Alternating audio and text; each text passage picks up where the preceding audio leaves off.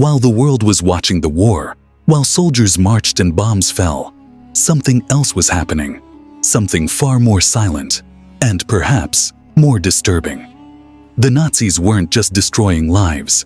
They were trying to build new ones by design.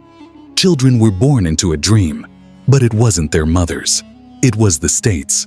They were engineered, stolen, and raised to believe lies. Many never knew the truth, and some still don't. This is the story of Lebensborn, one of the most chilling and lesser-known Nazi experiments. And its real horror? It didn't end with the war.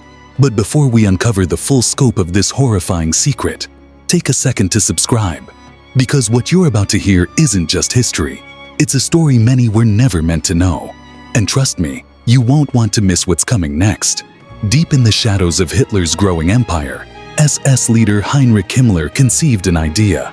A program that would control reproduction. Not just to encourage births, but to manufacture a master race. It was called Lebensborn, meaning fountain of life.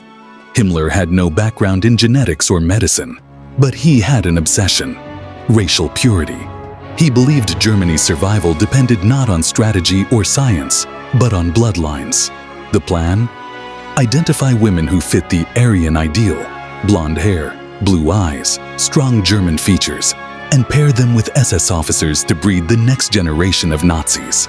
And so, under the guise of maternity homes, Lebensborn quietly began operating. But behind the curtains, it was never about care. It was control. The first Lebensborn facility opened in a peaceful Bavarian village, inside what used to be a nursing home. From the outside, it looked safe, calm, even welcoming. Inside, it was anything but. Women who entered were screened, examined, judged, sometimes like livestock. SS doctors measured nose bridges, jaw width, eye spacing. A slight asymmetry, disqualified. Even rumors of a Jewish grandparent or a mentally ill cousin could erase your chance to qualify.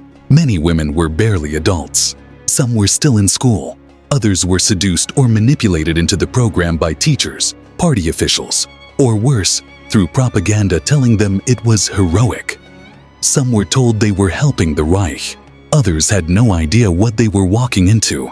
Once pregnant, these women were monitored around the clock.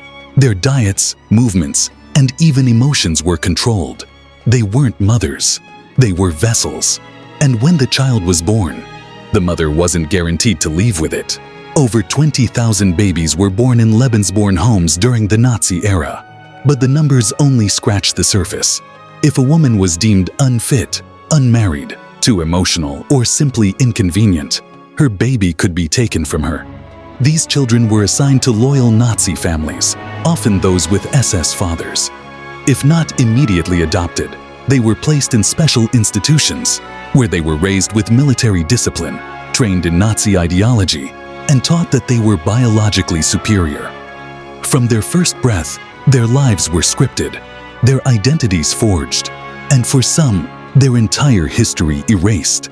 But Germany wasn't the only place this happened, because as the war spread, so did Lebensborn. When Nazi forces invaded Eastern Europe, Lebensborn evolved. In Poland, Czechoslovakia, Yugoslavia, and beyond, thousands of children were stolen from their families. Not for ransom, not for politics, for their genes. If a child had blonde hair, fair skin, or blue eyes, they were a target. SS agents would enter orphanages, hospitals, even family homes, inspecting children like merchandise. If selected, the child was taken. Parents were often told their child had died. The truth? They were shipped to Lebensborn centers, renamed and raised as Germans. Poland suffered the worst. Over 200,000 children were taken. They were told their families were dead, that Germany had rescued them, that their real identities were a lie. And with enough time, they believed it. One survivor, known today only as Günther, grew up believing he was German. Raised by a proud military family, he loved his country, waved the swastika, and swore allegiance to the Reich. But decades later, while applying for a passport, his paperwork didn't match. He wasn't born in Germany. He wasn't German at all. He was Polish. His real parents had been executed during the occupation. He had been taken, his identity rewritten, and everything he had ever believed was a lie. And he was just one of many. Lebensborn didn't just kidnap orphans. In countries like Norway, it planted itself in plain sight. Himmler believed Norwegians were some of the closest non-German Aryans. He wanted to turn the country into a breeding colony. German soldiers were encouraged to pursue Norwegian women. These relationships were often voluntary, but fueled by manipulation, propaganda, or pressure. At least 9 Lebensborn homes operated across Norway. By war's end, over 12,000 children had been born into this program. But when the Nazis fell, these women and children weren't protected. They were punished. Seen as traitors, mothers were shamed. Children were removed, isolated, even experimented on by the very governments that claimed to free them. In 1947, the Allies launched the Russia trial, an attempt to bring the architects of Lebensborn to justice. But the truth was hard to pin down.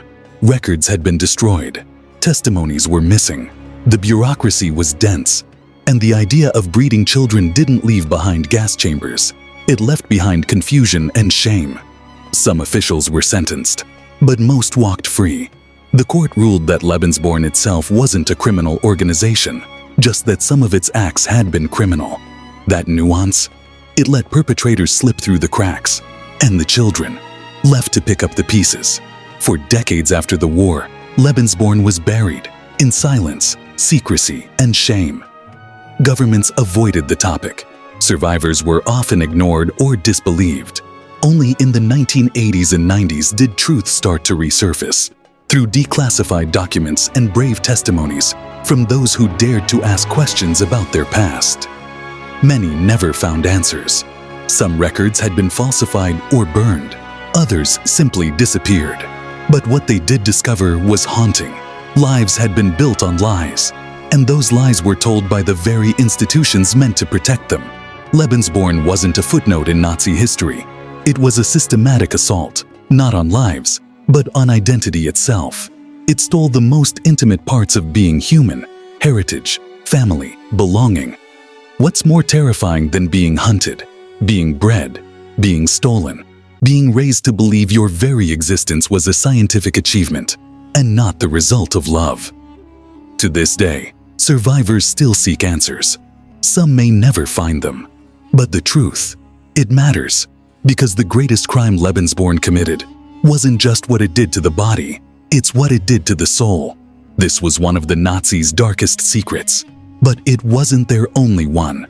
If you think this story was chilling, wait until you hear what they did next. Tap here to keep uncovering the hidden chapters of history.